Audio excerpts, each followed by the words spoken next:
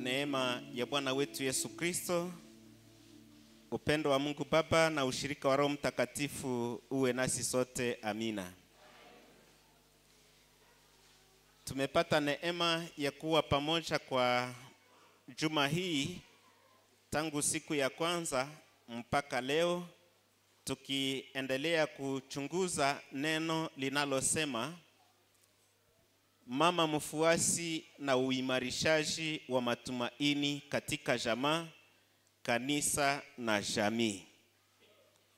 Hiyo ndiyo neno ambalo tuliweza kuchambua kidogo kidogo mpaka jana, na leo sasa tunahitimisha somo yetu ambayo sasa itachukua ile kichwa mama mfuasi na uimarishaji wa matumaini katika jamaa, katika kanisa na katika jamii.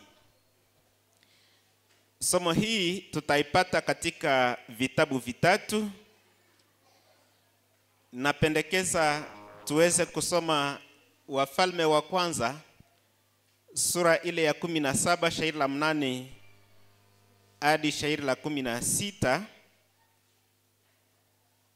na tutasoma shairi moja katika Mezali sura ya 10 shairi la kwanza, na tutamalizia usomi wetu katika barua ya Paulo kwa Waefeso sura 5 shairi la 21 na kuendelea.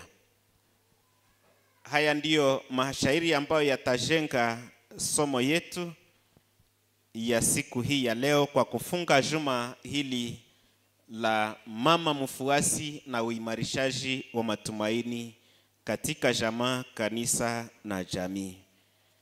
Hebu pamoja tusome ile Wafalme wa kwanza sura 17 shairi la 8 na kuendelea hadi 16. Neno la Bwana linasema: na neno la Bwana lilimfikia kusema, ondoka kwenda Zarepata, ulio mji wa Sidona, ukae kule. Tazama, nimeamuru mwanamke mjane kule akulishe. Basi akaondoka akakwenda Zarepata, na wakati alipokuwa kwa mlango wa mji, kumbe mwanamke mjane alikuwa akiokota kuni. Akamuita akamwambia, uniletee, ninakuomba maji kidogo katika chombo nipate kunywa. Wakati alipokuwa akikwenda kuleta, akamuita akasema, uniletee, ninakuomba kipande cha mkate mkononi mwako. Naye alisema, kama Bwana Mungu wako anavyoishi, sina mkate ila mkono mmoja wa unga katika pipa na mafuta kidogo katika chupa, na tazama, ninaokota kuni 2 ili niingie kujipikia mwenyewe na mwana wangu, tupate kula na kufa. Na Eliya alimwambia, usiogope, kwenda nafanya kama ulivyosema, lakini unifanyie mimi kwanza mkate mdogo na kuniletea, kisha ujifanyie mwenyewe na mwana wako. Kwa sababu Bwana Mungu wa Israeli anasema hivi, pipa la unga halitapunguka, wala chupa ya mafuta haitakoma mpaka siku ile Bwana anaponyesha mvua juu ya nchi. Basi akakwenda akafanya kama Eliya alivyosema, na yeye mwenyewe na Eliya na nyumba yake walikula siku nyingi. Lile pipa la unga halikupunguka, wala chupa ya mafuta haikukoma, sawasawa na neno la Bwana alilosema kwa kinywa cha Eliya. Amina. Mezali sura 10 shairi la kwanza.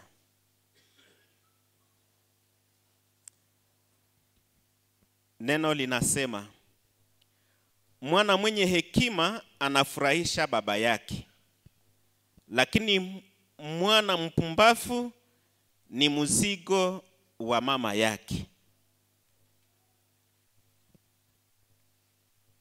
Akose katika Kiswahili kingine mwandishi anasema mwana mwenye hekima anafurahisha baba yake, lakini mwana mpumbavu ni huzuni kwa mama yake.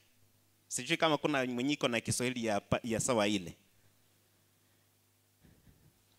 Tumalize usomi wetu katika Waefeso sura ya 5 shahiri la 21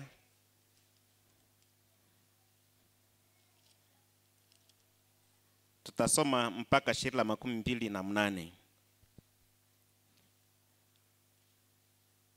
Barua ya Paulo kwa Efeso sura 5 shahiri ya 21 hadi 28 inasema, mkinyenyekeana katika oga wa Kristo, ninyi wake mtii waume wenu kama kutii Bwana. Kwa maana mume ni kichwa cha mke, kama Kristo vile vile ni kichwa cha kanisa, naye ni mwokozi wa mwili. Lakini kama vile kanisa linavyomtii Kristo,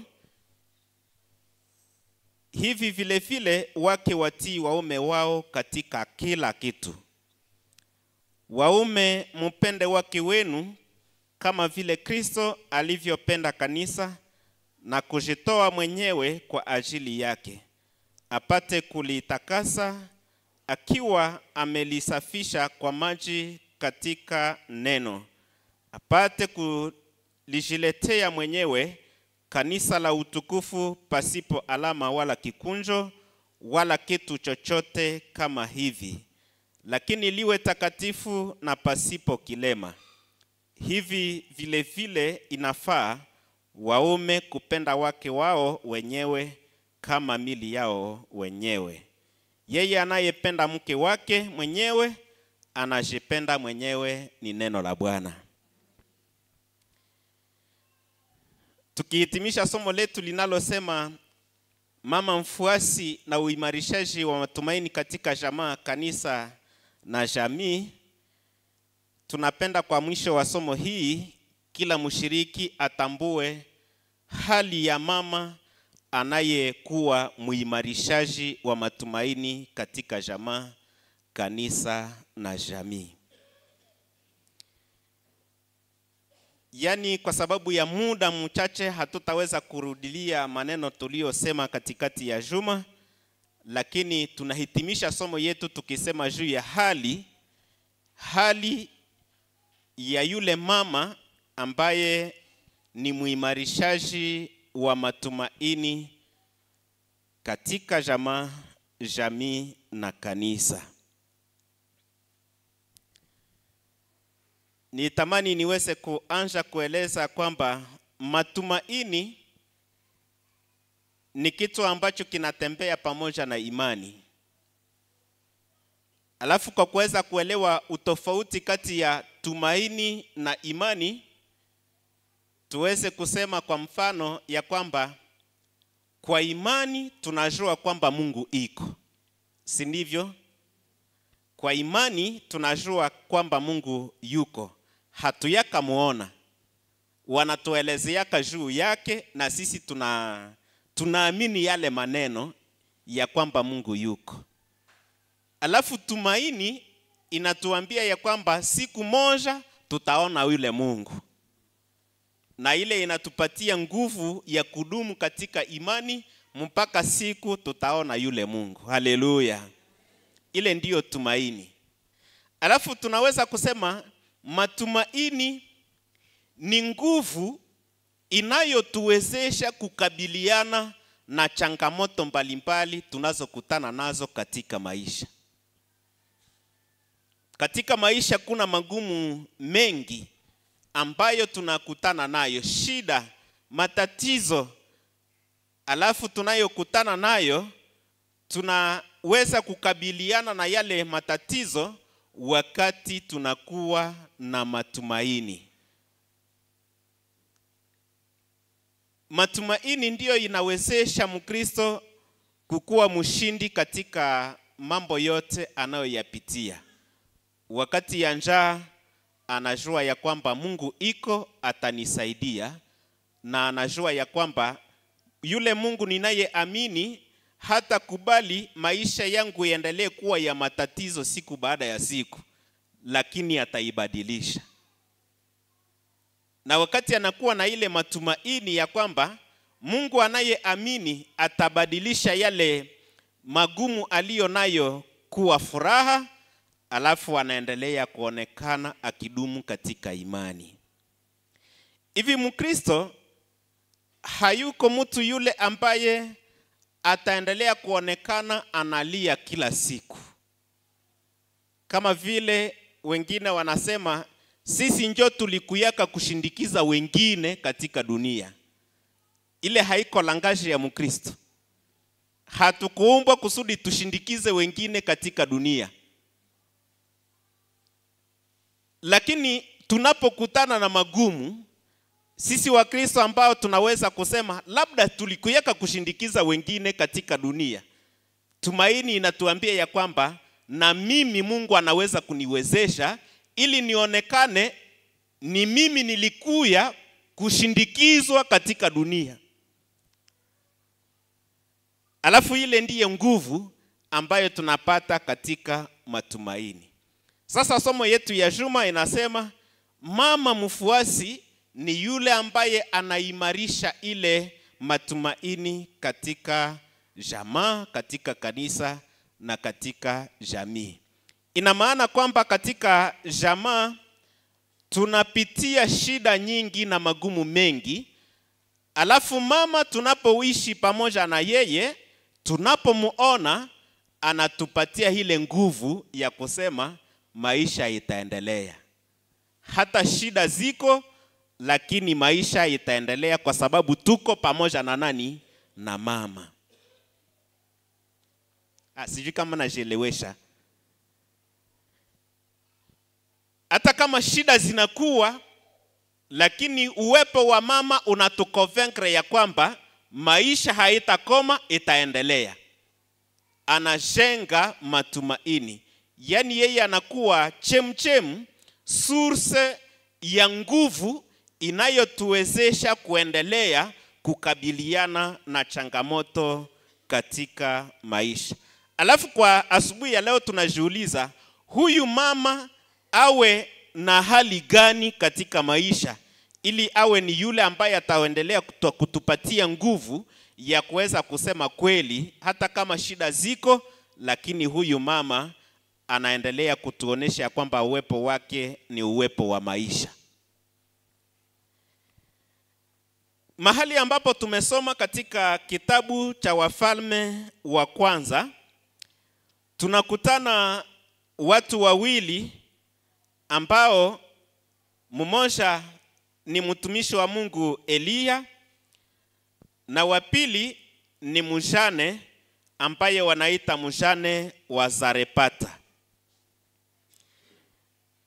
Alafu huu ni muda mgumu ambamo Eliya anaendelea kukabiliana na changamoto kubwa iliyokuwa katika taifa la Israeli, ni kuabudu miungu mingine. Alafu vita ya Eliya ilikuwa ni kuonesha ya kwamba Mungu wa Israeli ambaye anaitwa Yahweh, yeye pekee ndiye Mungu anayestahili kuabudiwa. Alafu hapa ni wakati wa kipwa. Yani katika ile wakati kulikuwa mfalme Ahaba ambaye alitawala vibaya kwa sababu alileta miungu ya nje ili iweze kuabudiwa na taifa la Israeli. Na Eliya alipogombana katika vita yake, alipogombana na ile changamoto, kuna wakati alimuonesha Ahaba na akasema, tangu nimesema neno hili hakutanyesha mvua muda wa siku miaka ngapi? Miaka 3.5 labda. Alafu hakutanyesha mvua. miaka ile yote hakutanyesha mvua mpaka siku nitasema tena neno Yahweh apermetre ya kwamba mvua inyeshe. Ile ilikuwa ni namna ya kuweza kuonesha nguvu ya Yahweh na nguvu ya miungu ambayo Ahaba alileta katika Israeli kusudi iabudiwe. Na kweli aliposema hiyo neno, mvua haikunyesha mpaka miaka 3.5. Na kutokunyesha mvua ina maana ya kwamba ni njaa. Alafu njaa inapoingia, hauna maji ya kunywa, hauna na chakula, kwa sababu chakula ambacho tunatumia kinakomaa kwa maji, na maji ile ni mvua. Alafu Eliya anaposema neno ya kusema tunakomesha kwa jina la Yahweh, mvua haitanyesha mpaka siku nitasema tena kwa jina la Yahweh mvua inyeshe. Yeye mwenyewe anakuwa viktime wa njaa na kiu. Alafu ilfale aweze kukimbia. Na mahali pamoja ambapo alikimbia, Mungu alimuongoza, anasema ukimbie kwenye kijiji kimoja, mahali ambapo kuna chemchemu ya maji ambayo itaweza kukusaidia. Na anasema ni maamuru hata kunguru watafanya nini? Watakukulisha. Sipendi kurudilia maneno ambayo tulisema kwa juma kuhusu kunguru na mambo mengine. Na hiyo iliwezekana. Lakini kwa sababu muda ya kipwa ilikuwa imeendelea sana, mahali ambapo Eliya alikuwa anafichama kwenye kulikuwa maji, maji nayo ilifanya nini? Ilikauka. Alafu ni neno la Mungu sasa hapa mahali ambapo tumesoma linamwambia sasa utoke mahali hapa uende katika mji wa Sarepata, pale nimeamuru mjane mmoja ndiye atajihusisha na maisha yako. Na wakati sasa Eliya iko anakuja, anapofika kwa mlango wa mji, anakutana na yule mjane akiokota kuni. Alafu akamwambia yule mjane, akasema, kwenda ninakuomba uniletee maji ya kunywa. Amesikia kiu, ana haja ya maji ili atulize kiu yake. Na Eliya, ule mjane aliposikia hiyo neno, inawezekana alikuwa iko na neema, iko na maji katika nyumba yake. Alafu akaenda mbio ili aweze kumletea maji. Lakini alipokuwa akienda, Eliya akamuita tena, akamwambia, tafadhali nakuomba uniletee kipande cha mkate ili nipate kutumia ile mkate. Ina maana kwamba alikuwa vile vile amesikia nini? Njaa. Na hiyo neno ndio ikasema, huyu ananiomba na mkate. Na anapoangalia yeye hana mkate, kuna bakia tu kitu kidogo katika chombo chake cha kuchunga unga. Anasema ningali na mkono mmoja tu, unga kidogo katika pipa na mafuta kidogo. Alafu nitafanya nini? Anasema mimi sina tena matumaini ya kuishi, kwa sababu ninapomaliza kulogota kuni mbili hapa, tutaenda kutayarisha ile mkate, tunakula mimi na mwana wangu, na baadaye tufanye nini? Tukufe. Maisha itaishia hapo. Na Eliya akamwambia ya kwamba kitu ambacho ninakuomba, enda kwanza ufanye gisi umesema. Donge usonge na uweze kutayarisha, lakini kitu ambacho ninakuomba unitayarishie mimi kwanza. Baadaye utatayarishia wewe na mtoto wako. Alafu Eliya alikuwa na assurance, kwa sababu alikuwa amepata ufunuo wa Mungu ya kwamba pipa la unga halitakoma au halitapunguka, na mafuta haitafanya nini? Haitakoma. alikuwa na ile assurance na imani ya kwamba ile neno litafanya kazi. Ndipo anamwambia ufanye gisi umesema, yani kutayarisha ile kidogo iliyo ndani ya nyumba, lakini kenye ufanye cha kwanza unitayarishie mimi na baadaye utafanyia mwingine. Ina maana ya kwamba wakati unakuwa tu na kitu kidogo, ukikipana ndipo utaongezewa. Mimi nimekuwa na ile experience. Kuna wakati mumufuko yangu munabakiaka $10 tu. Konte nilisha acha tu za kuchunga konte basiseme kama nimetoroka. Na munyumba hamuna kitu, mufuko munabakia $10 tu. Alafu kwa bahati mzuri tena mbaya, ninakutana na mtu ambaye ninapomtazama anakuwa katika uhitaji mkubwa kuliko mimi, na hategemeye mtu mwingine yeyote. Anakuja anasema, Kasuma, basi hapa ninahitaji $10. $10 yenye iko mfuko njo mwanzo na mwisho. Na sina matumaini kwamba kwa sababu data ya kulipwa, sisi watu ya mshahara tuko magumu. Data ya kulipwa ingali mbali presque 15 jours. Kisha mtu ananiambia nimpatie ile 10 yenye iko mfuko. Mimi najiulizaka nasema sasa, huyu alijua namna gani ke 10 njo yenye niko nayo njo ananiomba. Okongi tsite kundu mina hitoshaka mina mpatia. Alors akisha maliza kujibu kwa hitaji lake, simalize mchana bila kuingiza $20 mfuko.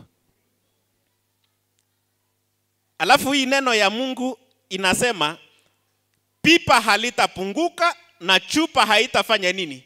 Haitakoma. Mimi nimeamini ya kwamba ni kweli.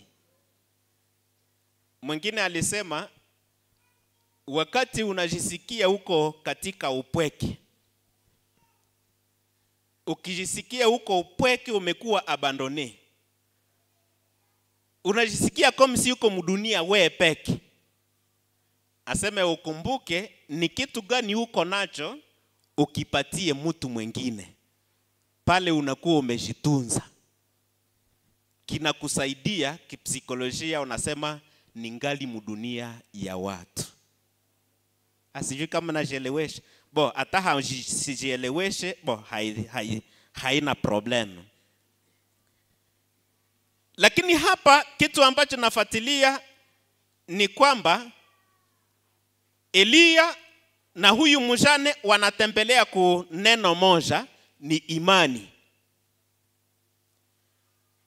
Wakati Mungu anaambia Elia uende, nimeamuru mjane mmoja atakushughulikia maisha yako yote. Anaenda. Anafanya gisi Mungu anamutuma, anamwambia. Na huyu mjane naye wakati Elia amemwambia enda ukafanye gisi umesema, ila unitayarishie kwanza mimi na baadaye mtoto wako na wewe mwenyewe. Naye alienda kwa imani akafanya gisi neno la Mungu kupitia kinywa cha Elia limemwambia kutenda. Yani kama mama atakuwa mtu ambaye anasikia neno la Mungu na analiamini, atakuwa yule ambaye atakuwa chemchemu ya matumaini ya maisha. Huyu mjane angelikataa kusongea Elia, mnafikiri ya kwamba angelikula ile hegbunga yake siku ngapi? Ingelikuwa ile siku na anangojea kifo.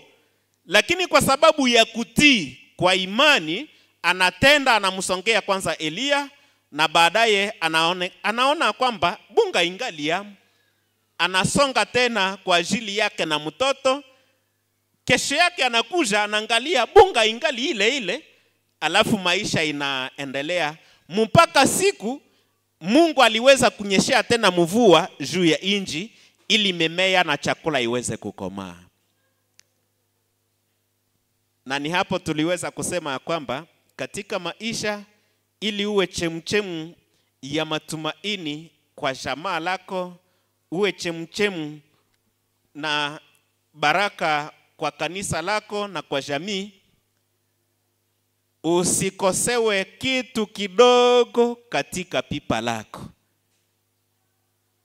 Nimeelewa ya kwamba Mungu inawezekana hafanyake, ce n'est pas Dieu mwenye anafanyaka mamiujiza a partir de rien.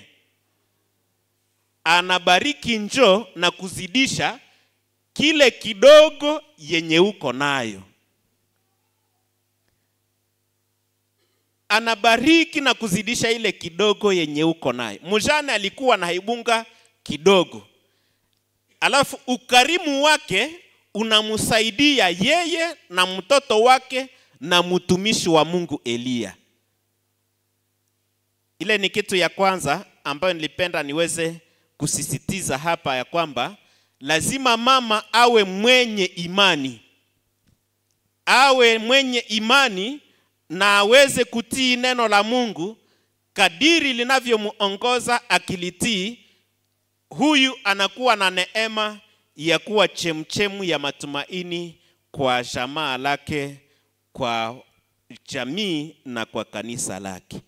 Jambo la pili ni ile ambayo tumesoma katika kitabu ya Waefeso sura ya 5 shairi la 21, mahali ambapo Paulo anasema mkinyenyekeana katika oga wa Kristo. Mama atakayekuwa chemchemu ya matumaini katika jamaa na kanisa, hata katika jamii, ni mama yule ambaye anaonekana kuwa mnyenyekevu. Si mama mwenye kiburi, si mama mwenye majivuno, si mama ambaye anaishi kudunia sawa mwenye iko mkompetition na watu wengine, lakini katika unyenyekevu mkubwa anatimiza ile ambayo Mungu anamwezesha kutimiza. Na yote ambayo anatimiza, anaitimiza kwa ajili ya utukufu wa Mungu katika oga wa nani? Wa Kristo. Anatimiza yote katika oga wa Kristo. Inaonekana katika maisha yetu tunaweza kusema tuko na imani, na imani ya kweli ambayo mtu unaweza kusema kwa kweli huyu ana imani, haionekanake mwa ile louange adoration gisi tunafanyaka hapa. Haionekanake katika mahubiri gisi niko na sema hapa. Haionekaneka katika mambo mengine, lakini alama iliyo ya kweli inayoweza kukuonesha ya kwamba huyu ana imani ni unyenyekevu. Huyu anaongozwa na Roho Mtakatifu wa Mungu ni unyenyekevu. Katika Biblia Petro anasema ya kwamba Bwana anagombana na wenye kiburi, lakini anainua walio namna gani? Walio wanyenyekevu. Hivi mama ambaye atakuwa source ya matumaini katika maisha yake kwa wale wanaomzunguka, ni yule mama ambaye anakuwa na kalite hii ya unyenyekevu katika maisha yake. Na kama haiko mama mnyenyekevu katika maisha yake, ataendelea kuonesha vyote ambavyo anaweza kufanya, ataendelea kujipiga kifua. Alors que Mungu anamwezesha kufanya ile kwa sababu tu ya neema yake. Haleluya. Tusikuwe sawa niko na jamaa ambayo walisema kwamba kila mtu naonaka kama wako sawa competition. Yani bakazana banafanya sawa competition ya kuvaa. Banaoneshana kila mtu uwezo yake munjia ya kuvaa. Wanapokuwa na mkutano alafu kila mtu anakuja na alishavaa kiasi kwamba aoneshe ya kwamba yeye njoo iko na anajua kuvaa, wanakuwa mkompetition. Na mama ambaye hata kuwa mnyenyekevu anaweza kuonekana mbele ya mume wake kama na watoto kama iko mkompetition. Kuko familia ambazo zinaonekana kama si mume na mke wanakuwa mkompetition. Mwanamke anafanya hiki na mwanaume kwa kureplike anafanya kingine, kwa kumdouble mke wake. Naye anamuonesha kwamba iko na uwezo, anadouble, alafu nyumba unakuwa sawa competition. Lakini tukue na hii ambayo Paulo anasema katika Wafilipi sura ya 2, anasema tukifanya kitu chochote kile tukifanye kwa moyo. Tusikifanye kwa moyo, hapana moyo wa majivuno, kwa sababu majivuno tu ni ya bure. Lakini muwe na unyenyekevu ninyi kwa ninyi, na kila mtu amuone mwenzake kuwa bora kuliko yeye mwenyewe. Na ile njoo yenye tunakosewa katika maisha, na ile njoo yenye inasababisha mizozo mingi katikati yetu. Wakati unakosa kuangalia mwenzako kuwa mzuri kuliko wewe, alafu pale ni matatizo nje tunaishi. Tulikuwa na msichana mmoja ambaye tulisomaka naye 3e année secondaire, alafu yeye alikuwa mwa ile miaka ya kuweza kuonekana kama alishakuwa mzuri. Alors elle se disait, c'est moi qui suis la plus belle de l'institut. Ah, c'est moi qui suis la plus belle de l'institut. Yana anapojiangalia mkio anaona hakuna mwingine mwenye anamfikia. Est-ce que haiko hapa Bethany kuko mwenye iko plus belle plus que toutes les autres filles ou les autres femmes? La beauté elle est relative. Elle est relative. Uangalie mwenzako kuwa bora kuliko wewe. Na Paulo anasema tena katika Waroma ya kwamba tutangulizane. Yani uangalie mwenzako umutie mbele kuliko wewe. Ile itakusaidia kuwa Mkristo mzuri. Na ile tutaiweza katika unyenyekevu. Hapa Goma katikati ya wapastor nimekuwa na ushuhuda ya pastor mmoja ambaye ile ushuhuda ilinimarke na niliweza kusema eske ninaweza kufikia ile niveau ya kutanguliza mwenzake, unyenyekevu mkubwa. Yeye wakati unatumika pamoja na yeye, selo ushuhuda yenye nilisikia, mkiweza kitu alafu yeye anaambia watu, anasema sisi kanisa kama tuliweza hii, au sisi kama watumishi tuliweza hii ni sababu ya huyu. Yani anaangalia asosie wake, anasema kama tuliweza kutimiza hiki ni kwa sababu ya huyu. Na kama wanashindwa kitu kukitimiza kama watumishi, anasema kama mliona hatukuweza kufanya kitu fulani ni kwa sababu yangu, sikutimiza wajibu wangu. Eske mubunyumba tunaweza kuambiana vile? Mnapata esheki alafu unaambia mke wako, nasema usiogope, kama tulishindwa haiko juu yako, ni juu yangu. Ni alama mkubwa ya kukomaa, unyenyekevu. Na kama mnaweza kitu unamwambia mke wako, nasema singekuwa pamoja na wewe hatungetimiza hiki. Eske tulishakaona vile?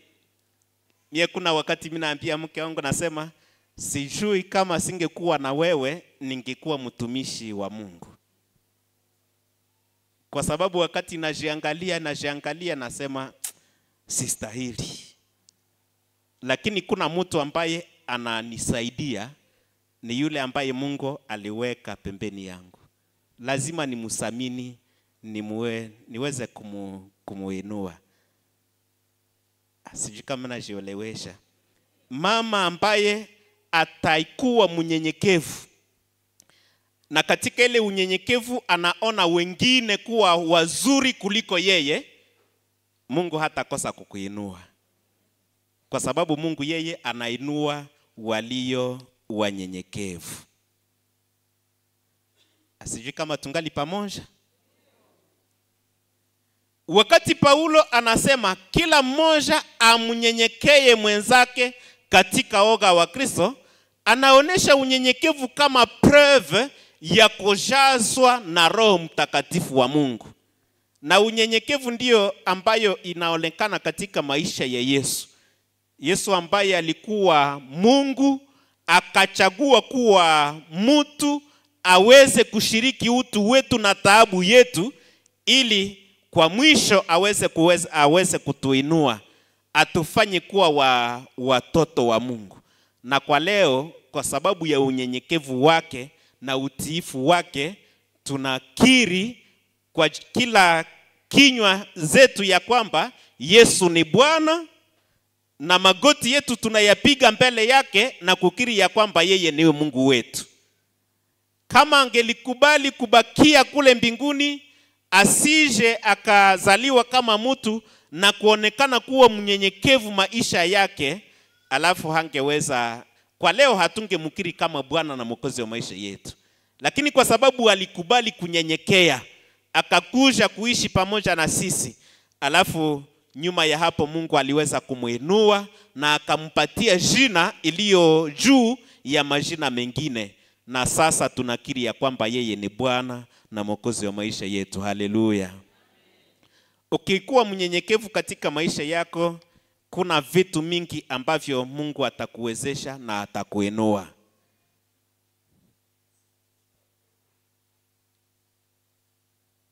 Na zaidi sana mama sasa ni yeye ambaye tunasema juu yake leo, anahitajika kuwa mnyenyekevu.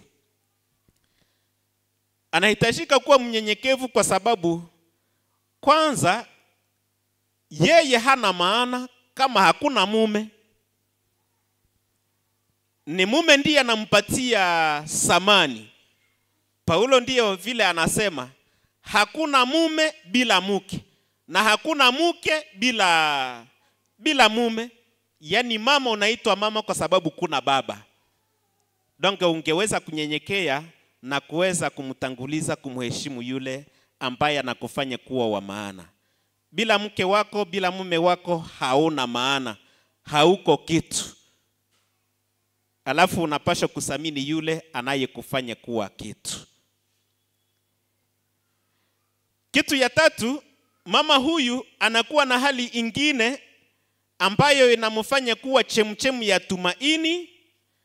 Anatimiza hitaji kubwa ya mume wake katika maisha. Mnajua hitaji kubwa ya mwanaume katika maisha ni wa mama? Ukitimiza ile, alafu utakuwa umemaliza. Mnaijua au mnapenda muijue? Paulo hapa anasema katika kitabu hiki ya kwamba ninyi wake mfanye nini? Mutii waume wenu katika kila kitu. Lakini ametanguliza kusema mkinyenyekeana katika nini? Katika oga wa Kristo, alafu ninyi wake muwatii waume wenu. Maana yake Mungu ameweka ndani ya mwanaume hitaji kubwa kuliko hitaji zingine, ni kuheshimiwa. Mwanaume akiheshimiwa, naye anasikia anarizika. Eske mimi nadanganyika wa baba umlio humu? Hata mnafanya hipokrisi, tunajua. Mama akikuheshimu na wewe unajisikia uko bien, uko fier. Wamama mjue ile. Hiyo ndio hitaji kubwa ambayo mbele ya kitu kingine chochote mama akiitimiza, alafu utaona mambo yote katika maisha itatembea vizuri. Kikuwa mtiifu, ukimpatia heshima, mume wako utakuwa umekuwa chemchemu ya baraka. Labda mtanielewa wakati nitatoa mfano huu. Kuna baba mmoja ambaye alikuwa directeur wa entreprise. Alafu huyu directeur wa entreprise alikuwa na matatizo na mke wake. Alionekana kuwa mkali katika nyumba na katika kazi alionekana kuwa mkali. Lakini alikuwa akikosewa kitu kimoja, heshima tu ya mke wake. Alafu siku moja mke wake alimuona iko anajiandaa anataka enda mkazi. Mnajua ile wakati ya zamani kulikuwa ile ambayo tunaita madiplomate. Mnaona ile diplomate. Alafu baba amekamata diplomate yake anataka toka munyumba aende mkazi. Mama akamwambia neno akasema, mume wangu, unajua ya kwamba unakuwaka mzuri wakati umekamata ile diplomate yako wakati unataka enda kukazi. Baba aliplante sawa ordinateur. Akamwambia, mke wangu, unajua ya kwamba tumeishi na weye miaka 12, sikiaka neno la mzuri kutoa kinywa chako sawa hii neno. Ile siku baba hakuenda tena mkazi, balirudia mara moja kuchumba, ikakuwa fete.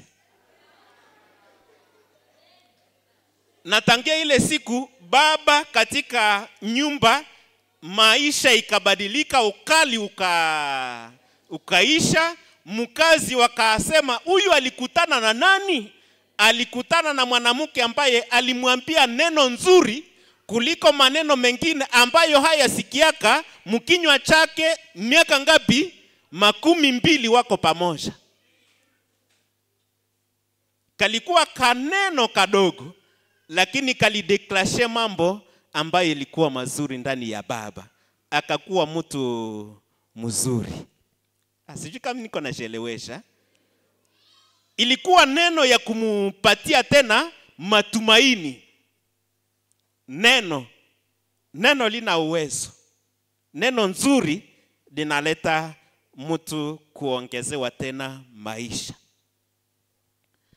Mume akipata mke anayemheshimu atafika mbinguni bila tatizo na ataanja ufalme wa Mungu hapa katika dunia, kwa sababu atakuwa na mwenye mafiere.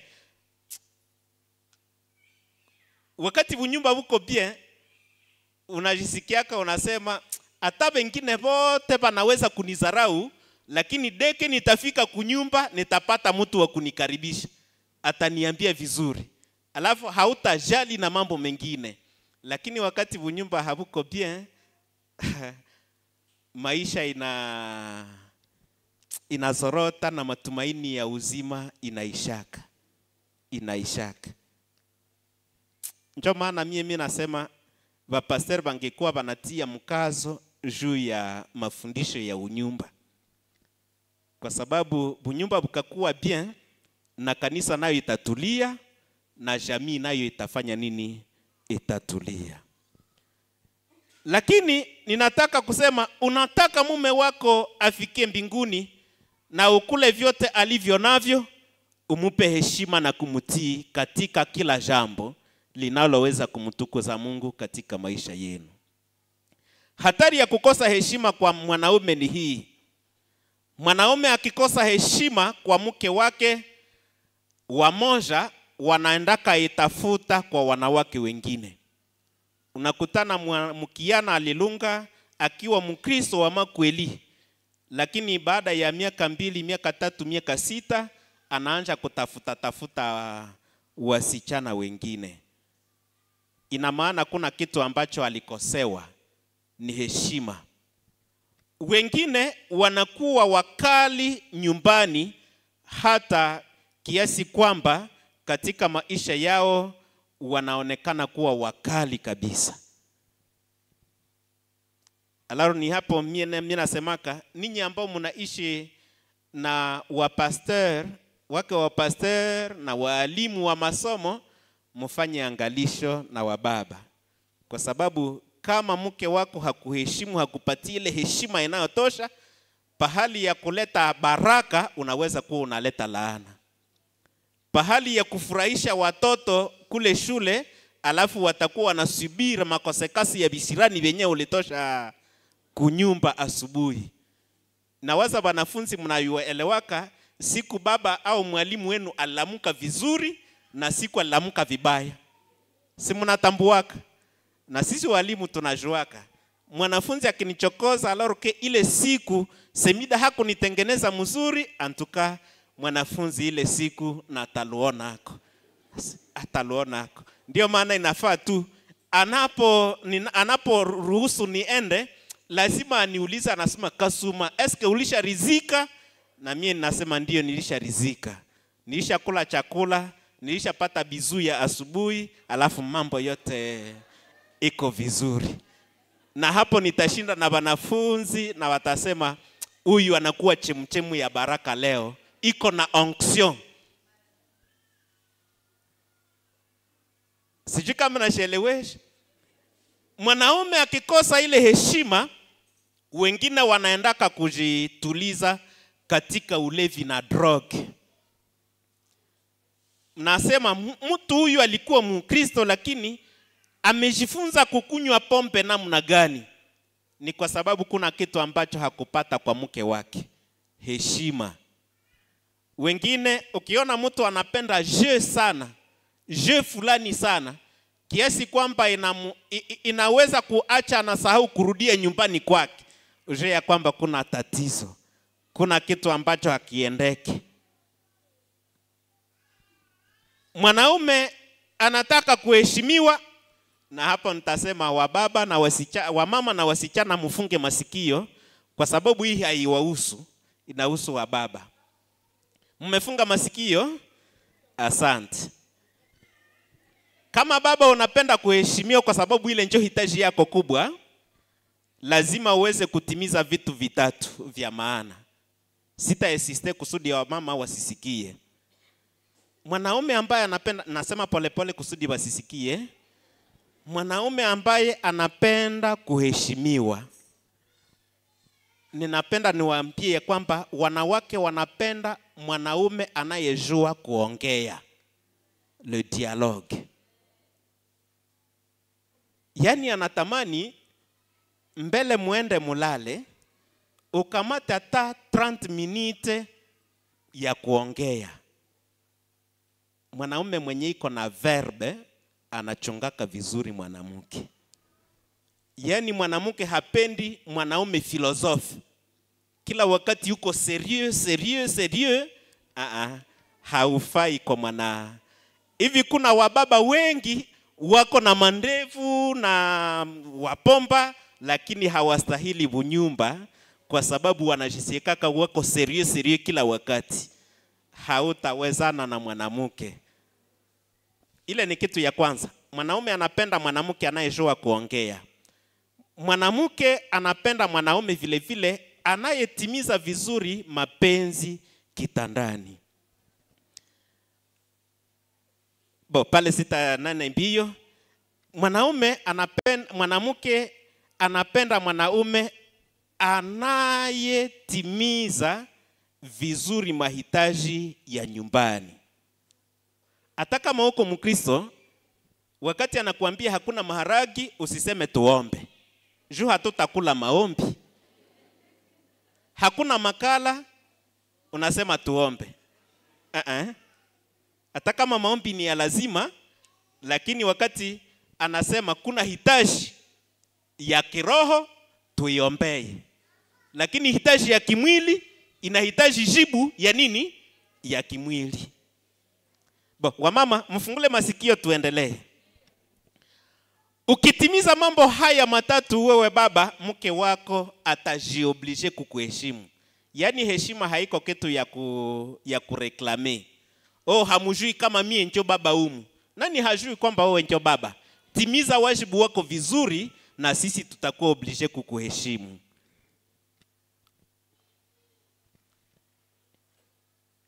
Lakini wamama vile vile inafaa wajue hitaji kubwa ya huyu mwanaume. Inaonekana kama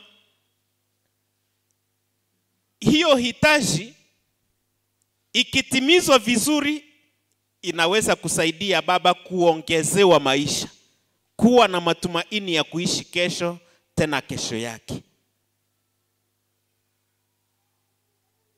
Alafu tuseme sio ya hitaji sasa ya mama. Wamama wanakuwa na hitaji kubwa katika maisha yao ni kupendwa. Wamama wako sawasawa na watoto. Watoto katika maisha yao, gisi tulisema katikati ya juma, mtoto hitaji yake kubwa ni kupendwa. Na akijua ya kwamba kuna mtu anayempenda, amani yake inatimia. Hivi ninyi waume, Paulo anawashauri akisema, hata kama haiko siku yenu ya wababa, anasema ninyi waume wapendeni wake zenu kama Kristo alivyopenda kanisa, akajitoa mwenyewe kwa ajili yake. Alifanya hivyo kusudi aweze kufanya kanisa linalokuwa nzuri bila kikunjo. Kama mwanaume anahitaji kuheshimiwa, lakini lazima vile vile ajue kwamba mke wake anahitaji kupendwa. Hivi neno inayostahili vizuri, iliyo tamu kwa masikio ya mwanamke ni tamko wakati unasema ninakupenda. Na hii wanapenda waisikie kila siku. Mnapoamka unamwambia mke wangu, eske unajua ya kwamba ninakupenda? Alafu unaongeza kukabizu na mambo pale, utamshenga maisha kila asubuhi. Alao tulisema wakati unatoka kazini, unaporudi tena unamkumbusha, eske unajua kwamba nakupenda? Tena ongeza kwa nini bizu, mambo inakuwa mazuri.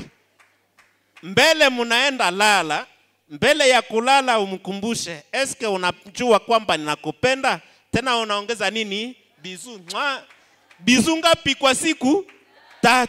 Zitamtunza naye ataongezeka siku baada ya siku, maisha itakuwa, matumaini ya kuishi itaongezeka. Eske jana mulipata zile bizu 3 niyo mama mulio hapa? Hata mnajifanyisha hakuna shida.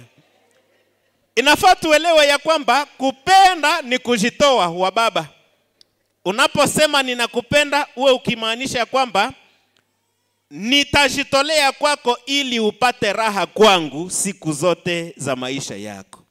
Alafu Paulo anasema kama vile Kristo ni kichwa cha kanisa, na yule bwana ni au baba ni mwokozi, ni kichwa cha mke wake. Maneno haya yanamuhusu kwanza Kristo, lakini yanatuhusu sisi wa baba vile vile. Lakini wanawake, kwa sababu unapendwa na mnapenda mpendwe, ninapenda muweze kujua siri hii. Hatutawapenda hivi hivi. Kama nanyi hamujitumiki yako, hatutawapenda. Hata kama ni devoir Mungu alitupatia, lakini na ninyi inafaa muweze kujitumika yako ili mtuwezeshe kuwapenda. Afete unakutana ya kwamba wakati Mungu aliumba mwanamke, alimuumba na akamfanya kuwa mtu wa kuvutia. Hivi ukisema mume wako akupende siku zote na akuongezee maisha, ujue vile vile kujitunza na kutunza ili siku zote uwe mtu wa kufanya nini? Wa kuvutia. Ukurasa la semene tulisema kwamba inafaa mwanamke kila siku ajitunze sawa msichana mwenye iko anatafuta mchumba. Anafanya marketing yake kila siku. Kila siku unajikomporte kama si unataka kupendwa. Unajitengeneza, kama ni kujipodoa, jipodoe kwa ajili ya kumvutia mume wako. Kama ni kufanya nini, jifanye gisi unajisikia ya kwamba hapa wakati ataniona atavutiwa na mimi, atakuwa na hamu ya kunikaribia. Lakini sasa wewe unalamuka na pijama inaenea 12h ungali na pijama? No. Kama uko na pijama mpaka 12h ni kusema ulinawa? Nawezekana haukunawa. Kisha unapenda mume wako akupende namna gani mwa ile hali? Haiwezekane. Sura yako ni sura nzuri, lazima uweze kuitunza kusudi iweze kumvutia mume wako siku zote. Haleluya wa mama.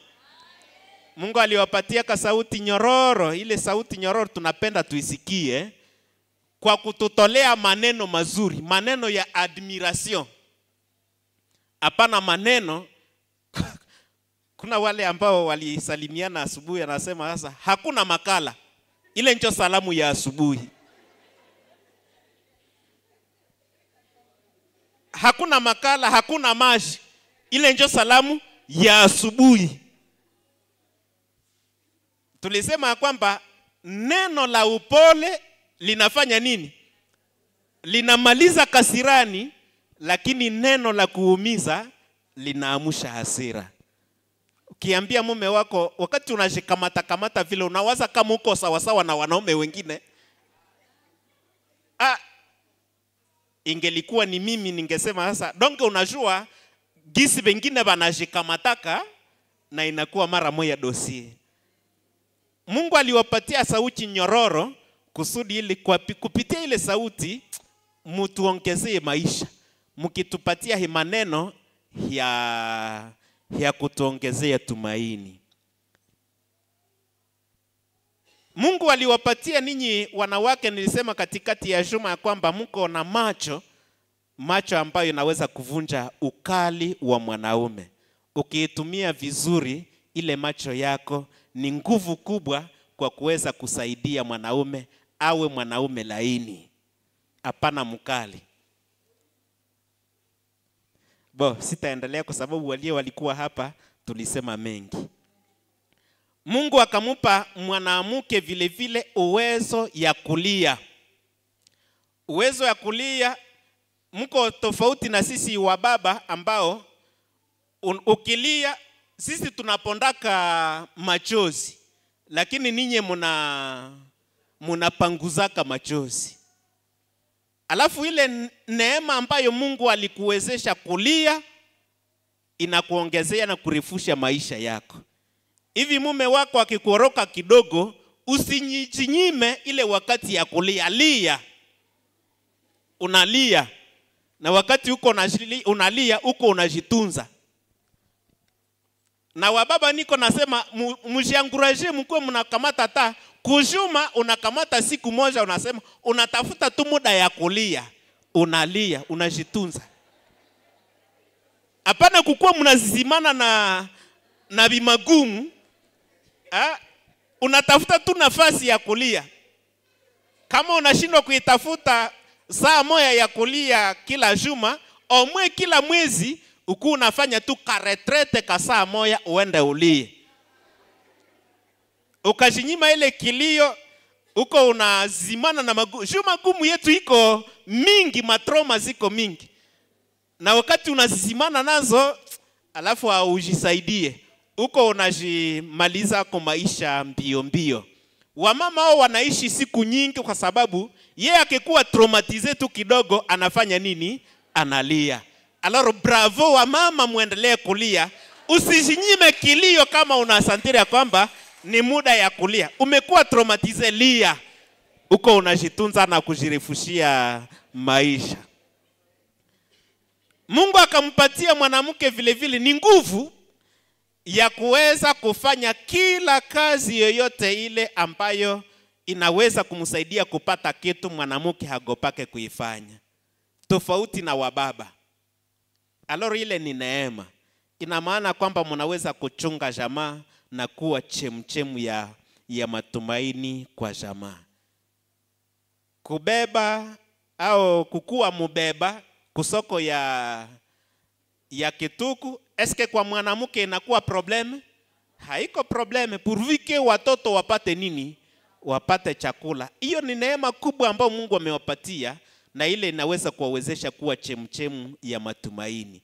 Na wakati mtoto anaona unatoka na kibeba kunyumba unaenda msoko, anakuwa na tumaini ya kwamba hautarudia tu gisi ulienda, na utarudia tu na chakula. Na ile ni neema ambayo Mungu amewapatia. Alafu wamama, napenda muweze kuepuka, kama mnapenda kuwa chemchemu ya matumaini kwa wababa na watoto wenu, muepuke hali hizi. Muepuke hali ya Sara katika Mwanzo sura 16 shairi ya kwanza kuendelea. Wakati Mungu anaambia Abrahamu ya kwamba mtazaa mtoto, Sara akamwambia mume wake, mie nimekwisha kuzeheka, labda na huyu kijakazi. Alafu napenda kusema kwa hii ya kwamba wababa ambao mnaishi nao, ce sont des bébés perpetuels. Ni wabebe kila wakati, kila maisha ya baba yote ni wabebe. Hivi usikuwa naambia mume wako unitoshe yako butoto. Yaani ukimwambia unitoshe yako butoto, unamutuma kwenye benye banapenda kabutoto sawa yeye. Na pale huko unamupana sawa vile Sara alimupana mume wake kwa nani? Kwa kijakazi. Unitosha yako butoto, ile sio neno nzuri ambayo mama anapasha kuambia baba katika nyumba. Mtaepuka hali ya Abigail ambaye ukisoma ile Samueli ya kwanza au ya pili ya kosi ya kwanza, mahali ambapo ile sura ya 25 shahiri ya pili na kuendelea, wakati anafika kwenye Daudi iko anakritike mume wake. Anakritike mume wake kiasi kwamba wakati Nabali atasikia vile vilivyopitika katikati yake na Daudi, Biblia inasema ya kwamba moyo wake ukadidimia ndani yake. Yani alikuwa traumatize na akaingia mara moja mkoma, na nyuma ya siku 4 akakufa. Alafu tunaweza kujiuliza, kwenye wababa hawako mnabasemaka ako nini? Eske bakibisikia habatashikwa na AVC? Benye mnasemaka kwa baba kwenye habako. Kuna mama ambao wakati anasema juu ya mume wake, alafu mume wake akisikia ile maneno anaweza kugonjwa na kuzimia, na inakuwa kifo. Alafu ni hali ya kuweza kuepuka. Kila siku unaposema na mpenzi wako, umuadmire, umuoneshe ya kwamba yeye ni wa maana, yeye ni wa lazima. Ninashauriaka wa mama, anasema wakati unaona mume wako amekata tumaini na anawaza kama maisha hata itaisha, unaweza kumwandikia hata barua. Nyie hamuna tena kulture ya barua. Unaandika barua kwenye unaonesha vyenye alishakaweza. Ukumbuke kwa mwaka fulani ukawezaka hiki, kwa mwaka fulani ukawezaka na hiki, kwa mwaka ingine ukawezaka na hiki, kwa mwaka ingine ukawezaka na hiki, na tana uliweza hiki hapa sasa hivi. Uko mwanaume. Ile itamsaidia na kupata nguvu na kusema hata kama leo kunakuwa hii magumu, ningali mwanaume. Wakati unasoma ile barua unajisikia, mbona ningali mwanaume? Nilikuwa mwanaume, ninaweza kuendelea hata kuwa mwanaume. Mama mmoja aliweza kufanya ile, akaaplike ile mume wake, alafu walimpatia ile experience. Anasema alikuwa akifanya examen, akamwandikia message, anamwambia maneno ya admiration. Baba wakati alisoma alifanya imprudence ya kusoma ile message na hayamaliza examen. Hakuwezaka tena kumaliza examen. Alikuwa ébloui na ile, anasema message ya hivi si aipataka. Alipata mama ambaye alifunzwa na akaweza kumuencourager tena. Haleluya. Mko na matelefoni niye wa mama, zinawasaidia kunini katika maisha yenu na wababa? Ni mamesaje tu ya kusema ujue ya kwamba hatuna mboga. Ujue ya kwamba na fulani balimfukuza kwa masomo. Ujue ya kwamba ni vile tu. Hamwezi kuitumia namna ingine kwa kuanguraje wa baba. Vinabaona. Mama lazima atimize hitaji kubwa ya mtoto. Hitaji kubwa ya mtoto ni nini? Mtoto anahitaji kupendwa. Na tulisema katikati ya juma ya kwamba kama mtoto haumwambie ya kwamba unampenda, atapata mkiana mwenye tamwambia anampenda na atamuamporte.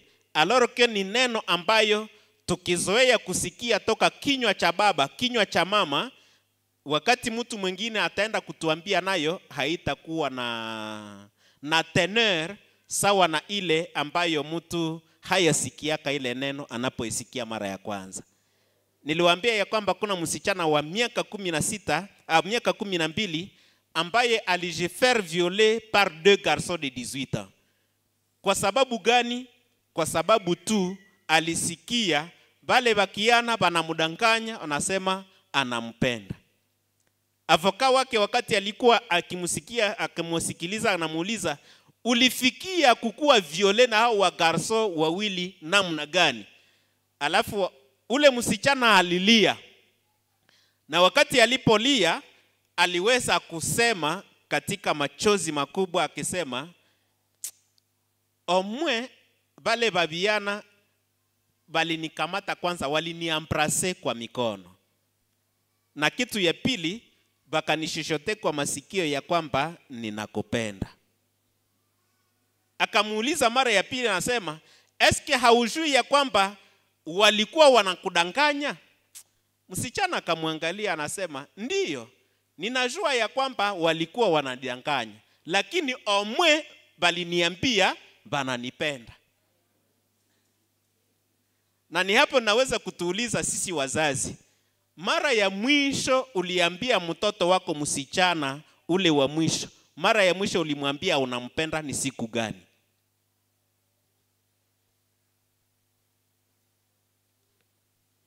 Wasichana walio hapa, mara ya mwisho baba yako alikuambia anakupenda ni siku gani? Hakuna. Ndio maana hao wasichana akishapata tuka garsoka kumwambia ninakupenda, amepata neno ambayo hayasikiaka kutoka kinywa cha baba yake, ataanza kukosea adabu. Ataanza kukosea adabu. Kwa sababu alishapata mtu ambaye omwe anamwambia anafanya nini? Anampenda. Tujiexerce kuonesha upendo wetu kwa watoto wetu kwa matendo, lakini tuwaambie vile vile ya kwamba kwa kinywa tunafanya nini? Tunawapenda. Sijui kama najielewesha. Hata kama sijielewesha hakuna shida. Kitu ingine, umfundishe mtoto na kumwelekeza mpaka afikie kiwango atakuwa autonome katika maisha yake. Kwa sababu hautakuwa pamoja na ule mtoto siku zote za maisha yako. Mimi nasema kwamba mtoto asitoke mikono yangu mbele ya miaka 18 na siyaona kwamba iko amezure kurepondre kwa mabezo zake yeye mwenyewe. Hivi sipendi kumpatia msichana wa watu, juu mimi nazala begarso. Begarso sipendi kumpatia msichana wa watu kiana mwenye ataenda kuwa mzigo kwake. Sasa na nyie msinipatia baliana benye batakuye kuwa mzigo kwa bagarso yangu. Mubafundishe ili kila moja aweze kuwa autonome. Anaweza kujibu kwa mahitaji yake na mahitaji ya mume wake na mahitaji ya mtoto ambaye watazaa. Hapo utakuwa umekwisha kuwa chemchemu ya matumaini kwa huyu mtoto. Wakati unamuwezesha mtu kutimiza mahitaji yake yeye mwenyewe, asidependre na wewe, unatimiza ile adage ya Bashinwa yenyewe inasema, ukinipatia mkate nitakula leo, lakini ukinifundisha namna gani mtu anatayarisha mkate, nitakula mkate kila siku.